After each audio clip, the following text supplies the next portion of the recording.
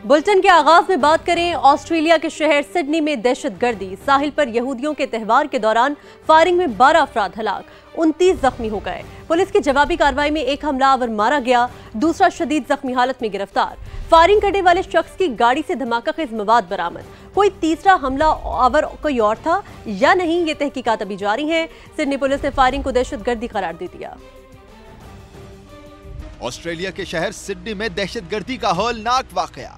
साहिल समंदर पर यहूदियों के त्यौहार के दौरान मुसल्लह हमलावरों की अंधाधुंध फायरिंग। हमलावर मकामी वक्त के मुताबिक शाम 6:30 पर सिडनी के बॉन्डी बीच पहुंचे और अंधाधुंध गोलियां बरसाना शुरू कर दी। मुतादिद अफराद हलाक, कई जख्मी हुए। लोग खौफ के मारे इधर उधर भागते रहे। इसी बीच एक शहरी ने हिम्मत और बहादुरी का मुजाहिरा करते हुए हमलावर को पकड़ लिया, बंदूक छीनी और तान दी। दहशतगर्द भागा, उसका एक और साथी पीछे से फायरिंग करता रहा। पुलिस और दीगर इदारे मौके पर पहुंचे। फायरिंग का तबादला हुआ, जिसमें एक हमलावर मौके पर मारा गया जबकि दूसरे को जख्मी हालत में गिरफ्तार कर लिया गया। न्यू साउथ वेल्स पुलिस के मुताबिक फायरिंग करने वाले शख्स की गाड़ी से धमाकाखेज मवाद भी बरामद हुआ है। ऑस्ट्रेलिया के साहिल पर खूनी खेल खेलने वाले हमलावर को दबोचने और राइफल छीनने वाला बहादुर शख्स मुसलमान निकला। ऑस्ट्रेलवी मीडिया के मुताबिक शहरी की शिनाख्त 43 साल के अहमद अल अहमद के नाम से हुई है। अहमद अल अहमद 2 बच्चों का बाप और सिडनी में फल फरोश है। हमलावर पर काबू पाने की कोशिश में अहमद को भी बाजू पर 2 गोलियां लगी। अहमद अल अहमद अस्पताल में जेर इलाज है, उसकी हालत खतरे से बाहर बताई जा रही है। ये मनाजिर भी आपको दिखा रहे हैं, ये वो मुसलमान बहादुर शख्स के मनाजिर हैं जिसने इस दहशतगर्द को दबोचा है। तो आपको बताएं कि अहमद के नाम से इसकी शिनाख्त हुई है। अहमद 2 बच्चों का बाप और सिडनी में फल फरोश है। हमलावर पर काबू पाने की कोशिश में अहमद को भी बाजू पर 2 गोलियां लगी हैं। अहमद अस्पताल में इस वक्त जेर इलाज है, उसकी हालत खतरे से बाहर बताई जा रही है। सिडनी के बीच पर फायरिंग के बाद अफरा तफरी मच गई। खौफनाक मंजर था, ये कहना है ऐनी शाहिदीन का, जिन्होंने बताया कि फायरिंग हुई तो सब कुछ वहीं छोड़कर जान बचाने के लिए पहाड़ी की तरफ भागे। सदर मुमलिकत और वजीर आजम की जानिब से सिडनी के साहिल पर फायरिंग के वाक़े की शदीद मजम्मत की गई। आसिफ अली जरदारी का हलाक होने वाले अफराद के लवाहिकीन से ताज़ियत का इजहार, जख्मियों की जल्द सेहतयाबी के लिए दुआ की गई। दहशत गर्दी के खिलाफ पाकिस्तान के उसूली मौक़िफ़ का भी यादा। वजीर आजम शहबाज शरीफ का भी ऑस्ट्रेलिया के साथ यकजहती का इजहार कहा। पाकिस्तान हर किस्म की दहशत गर्दी की मजम्मत करता है, मुश्किल वक्त में ऑस्ट्रेलवी अवाम और हुकूमत के साथ खड़े हैं। सिडनी में सफाकाना और मौलिक हमले से बहुत ज्यादा खौफजदा हैं। सेक्रेटरी जनरल अक़वाम मुत्तहिदा एंटोनियो गुतेरेस का इजहार अफसोस, कहा दुख की घड़ी में मुतासरीन के साथ है। अमरीकी वज़ीर ख़ारजा मार्को रूबियो ने भी वाक़े की मजम्मत करते हुए कहा पुरतशद्दुद वाक़यात की खबरों से दिली तौर पर गमज़दा है। हमारी दुआएं मुतासरीन और ऑस्ट्रेलवी अवाम के साथ हैं। ऑस्ट्रेलिया में मुकीम मुस्लिम कम्युनिटी ने भी वाक़े को अफसोसनाक करार दिया। कहा मुआशरे में ऐसे पुरतशद्दुद और मुजरिमाना इक़दामात की कोई गुंजाइश नहीं, जिम्मेदारों को कानून की गिरफ्त में लाना चाहिए।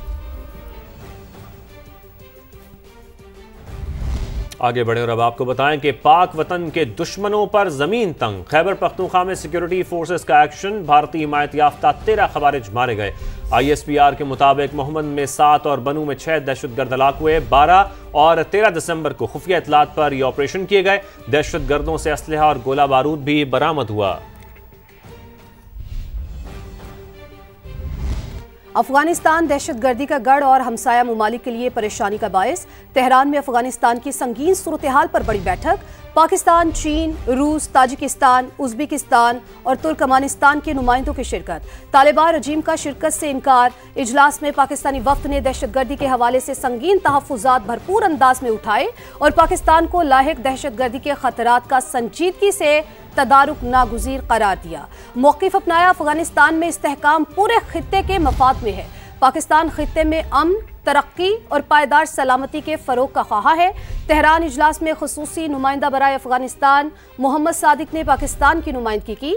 ईरान में पाकिस्तानी सफ़ीर मुदस्सिर टीपू और अफगानिस्तान में पाकिस्तानी सफ़ीर उबैदुर रहमान निज़ामानी भी पाकिस्तानी वफ़द का हिस्सा थे।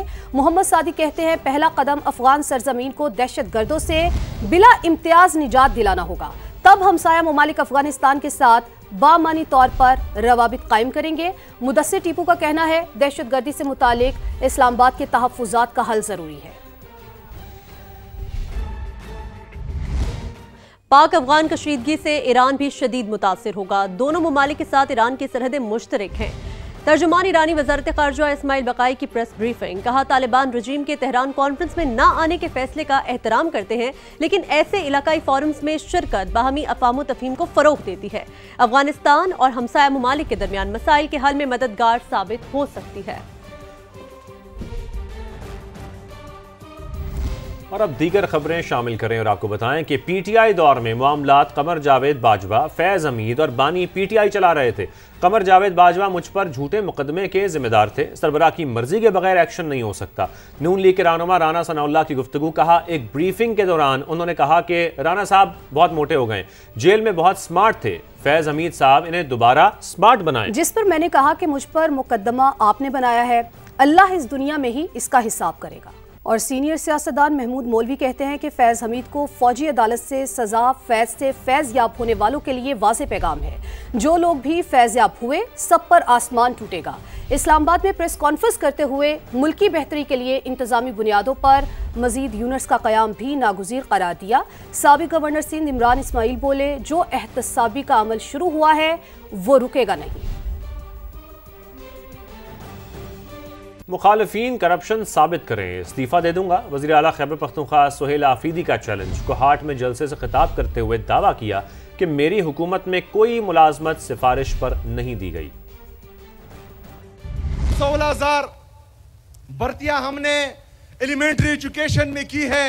मैं चैलेंज करता हूं, इन 16,000 में एक नौकरी भी मुझे बताए कि ये सिफारिश हुई है तो मैं इस्तीफा दे दूंगा। खैबर पख्तूनख्वा की हुकूमत आपके लिए मेरिट और transparency, zero tolerance for corruption, इंसानों पर इन्वेस्टमेंट, ये हमारा जो है प्राइम मकसद है। तमाम टेस्ट ईटा के थ्रू होंगे। हम ये भी चैलेंज देते हैं तमाम लोगों को कि वो करप्शन के सबूत लाएं, चाहे किसी भी के खिलाफ हो। इंशाअल्लाह ताला हुकूमत खैबर पख्तूनख्वा उनके खिलाफ कार्रवाई करेगी।